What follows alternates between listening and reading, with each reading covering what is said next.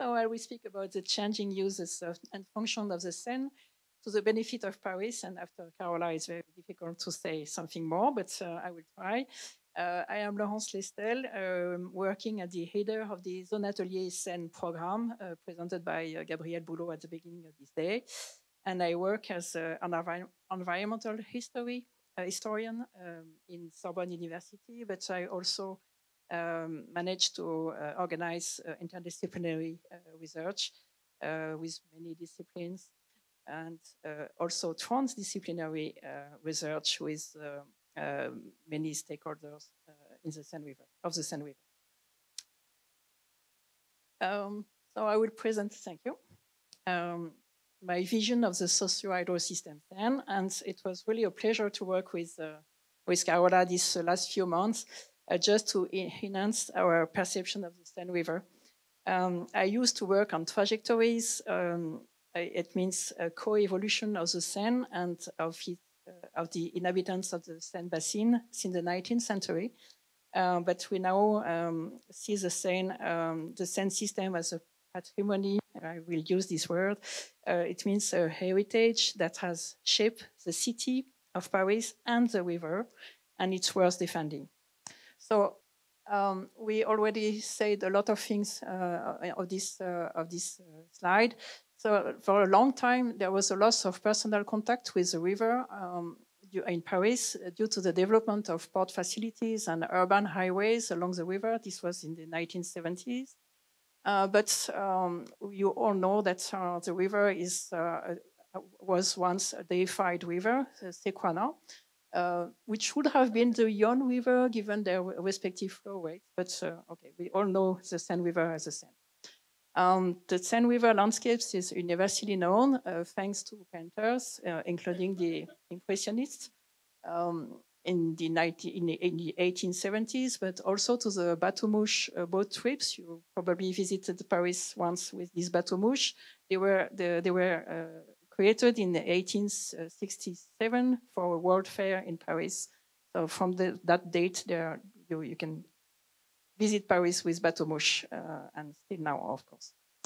We already said that the Quai de Seine in Paris were classified as a UNESCO World Heritage since 1991, and that there are now permanent pedestrian zones on the riverbanks in Paris. So reconnection today. With this, we can see the whole city of Paris from the Middle Age, or with no, even before, with the Roman baths in Cluny, and then the Middle Age with the churches, as Notre Dame, and also the many public buildings, the Louvre, le Grand Palais, le Musée d'Orsay, the Eiffel Tower, of course. Next one. But as an evidence for us, when we study the relationships of Paris with its river, it's necessary to study the whole course of the river. Paris, the socio-hydro system is dominated by Paris and its suburbs, which represent 7 million people over the 18 million people of the whole basin. And you have a connection of Paris megacity with 100 kilometers of the river. But it changed, the whole course of the river is completely modified by Paris. I just use the values of the water values presented by Carola, and I will speak about shipping, sewage, safety, and swimming. Shipping, the river is modified over 400 kilometers. This is the green part of the river here, from upstream to Paris to the estuary. Sewage impacts, of course, to this part of the lower Seine. Safety, it's the, I will come back to these externalities of Paris, which are these upstream reservoirs, which control the hydrological regime of Paris, and finally swimming in the city. Next one, please. So, as many occidental rivers, the Seine River was completely modified with irreversible impacts from the middle of the 19th century for navigation purpose to improve, to improve the supply of Paris with food, materials, coals, goods, etc. And as you can see here, the river is now delimited by a succession of weirs and locks over a 400-kilometer stretch.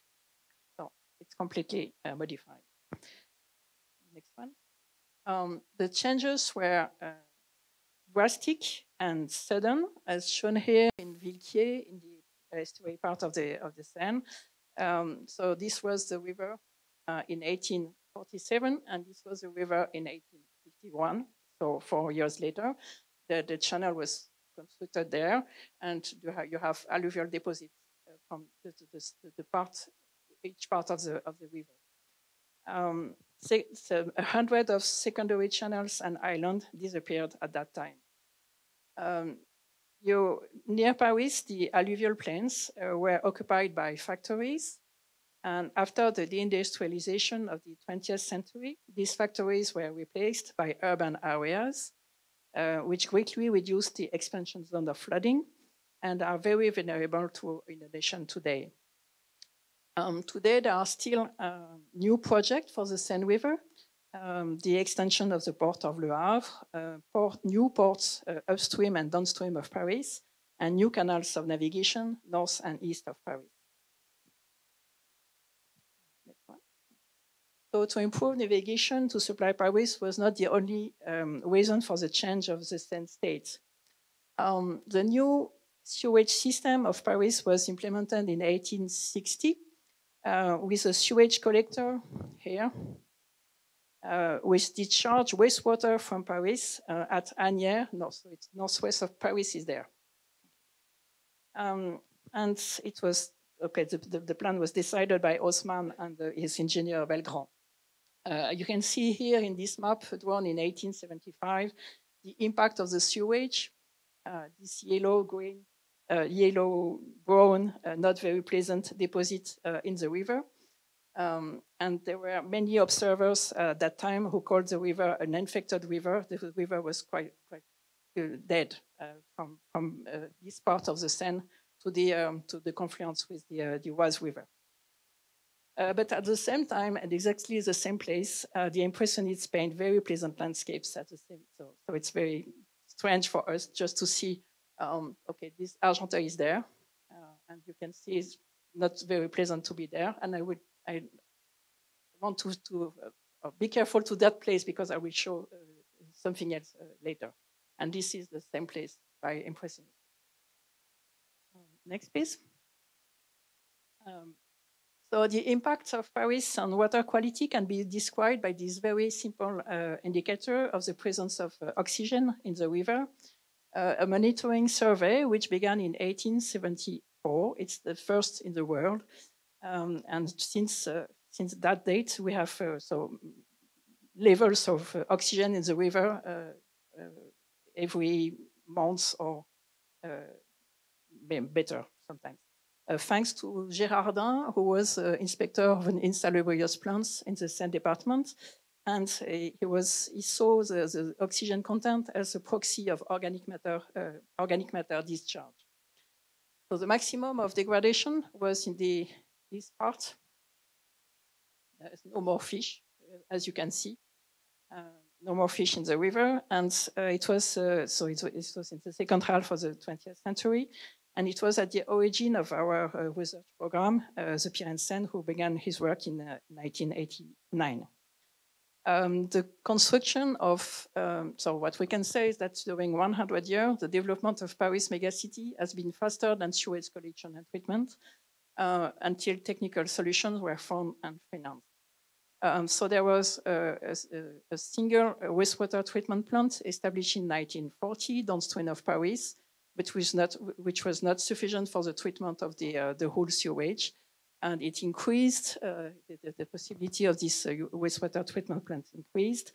And now we have new treatments, new water treatment plants, construction of stormwater overflow storage facilities, and which all these allowed the restoration of this oxygen content in the 1990s.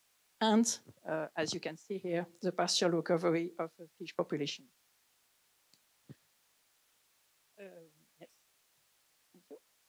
So this is the wastewater treatment plant established in 1914 downstream of Paris. It was once considered as an iconic example of sustainable development, undergoing continuous technical improvement, and is now a part of our heritage of our socio-hydro system. Just what you say, that we can't think a city without these sewage systems. Discharge of treated waters requires a minimum flow in the Seine, therefore a control of the flow rate, particularly in the summer during low water periods. So let's turn to the third part of this talk. So what about safety? We already spoke about floods and this 1910 major 1 century return floods, and it's paralyzed the city of Paris for more than 2 months, and we expect the next one, nobody knows when. What we can say is that the alluvial plains near Paris, which are now occupied by urban areas, are much more vulnerable to inundation than it was before, and I will not comment on these things, but because it's not my specialty, but it's probably a great risk for the next few years. But I would like to speak about another content of this safety issue. It's the control of flow rate. So the flood of 1910 led to the construction of this reservoir here to minimize the river discharge variation. So firstly, to delay the flooding due to the Seine relative to that of the Yonne, so Yonne River there, thus helping to preserve Paris. But nowadays, these reservoirs are also used and mainly used to sustain summer discharge in Paris. We can say that during the summer of 2022, up to 80% of water circulating in Paris was coming from these 4 reservoirs. I have daily water levels of the Seine in Paris since 1732. And I can say that many, many years, there was no water in Paris in the Seine River, or very low level of water from August to October. So everybody else forgets this since the 1940s. And okay, who can think that we can go back to former times? It's not possible. So these reservoirs are part of the patrimony of Paris. There is also a change in the mission of the group in charge of the management of this reservoir. At the beginning, they were called Reservoir Dam Institution, and now they are Seine Grand Lac, Great Lakes Seine. It means that they also, these lakes are now a part of tourism, and there are many selling activities, beaches, and also they are a good place for the rest of migratory birds. So now it's very important. It was a geoengineering project, and now it's also a protecting nature project. So it changed the values of this reservoir change with time. Next one. So I made this, but Carola made another one much more complex. So, okay. So it was a chrono diagram summarizing what I said previously. So showing the use and the function of the Seine to the benefit of Paris. So we can see here the reversible impacts and our irreversible impacts there since the middle of 19th century. So the degraded river was at the maximum in the 1950s, 70s. There was always concerned about flood risk, disaffection towards the river, but now we have new demands such as city cooling, swimming, and aquatic biodiversity. And so I will turn to our first point.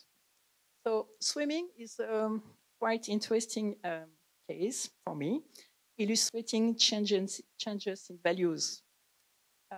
You probably know some recent elements of this, the story of swimming in the Seine River in Paris. So it was expected since Jacques Chirac said that it was he will swim in the river in 1988. And it was boosted, of course, by the Olympic Games of Paris last year. It's a way to reconnect people with former recreational activities, such as canoeing in the 18th century, and open-air dancing cafe on the riverbanks. Okay, at the beginning, okay, next one, maybe, yes. To swim in Paris was a way to wash itself. It was not for leisure. And then there was, I said that navigation changed in the middle of 19th century. And at that time, it was forbidden to swim in the Seine River. It was only accepted to wash in barge on the Seine. The most famous one is the Ligny swimming pool. So it's a picture in the 20th century, but it began. There were many of these bateaux lavoir and then swimming pool from the end of the 18th century. And as you can see, these barges were not filled with filtered water, but only with water from the Seine without any filtration. So it's in French, but they say that the Ligny is okay.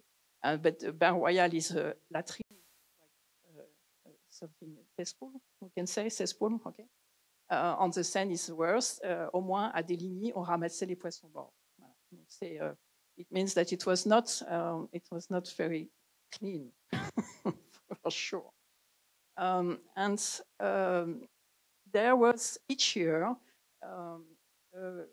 authorization by the Préfecture de Police de Paris to swim in some part of the Seine outside of Paris, here upstream of Paris, and there downstream of Paris. And you can see that I make a superposition of this authorization here in blue and with the maps I showed you before. And okay, it was allowed to swim here in Asnières, Gennevilliers, Épinay. Okay. Everybody knew at that time that it was not clean at all, but it was accepted to swim there. So swimming at that time was not a question of water quality, and the swimming ban was only as Carola said, it was the reason why swimming was not allowed in Paris was the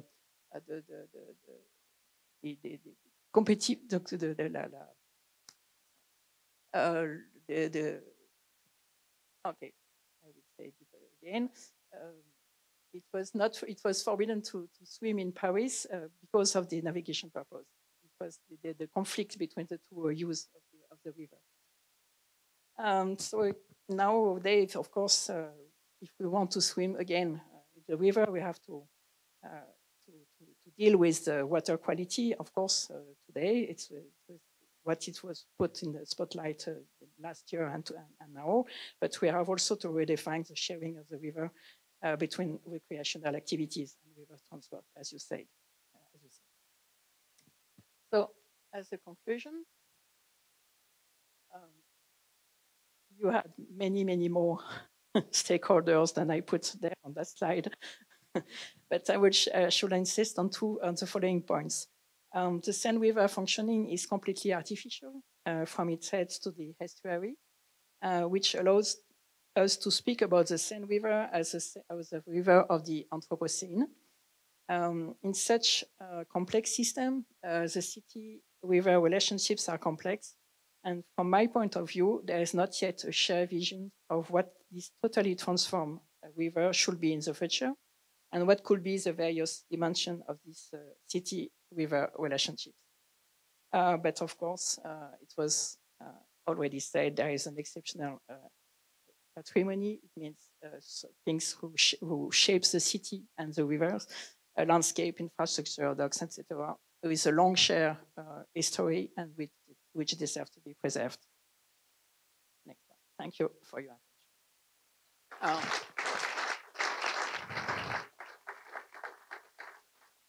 And because we have time, I will thank very much Karl Matthias Vansen, who is there, and who published this book in 2003. I'm sorry, he's missing the 3 here, and who gave us the opportunity to write this chapter on the Seine River with my colleagues Michel Bébec there, and Catherine Carré over there, and Jérôme Béliard.